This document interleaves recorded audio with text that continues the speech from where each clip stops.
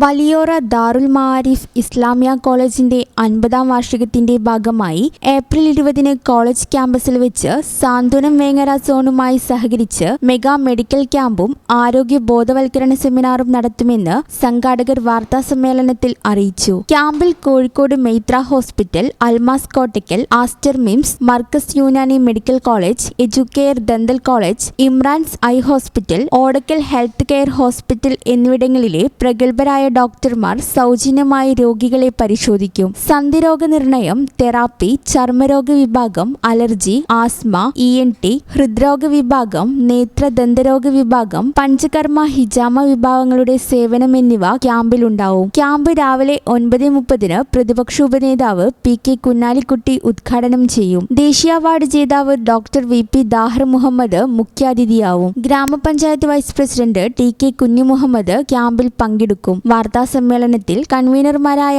K Abdul Aziz Baqavi, AKA Naseer, Markaz Unani medical college superintendent doctor OKM Abdurahman, Santhwanam zone secretary KT Shahul Hameed എന്നിവർ പങ്കെടുത്തു. ഈ channel news Vengara.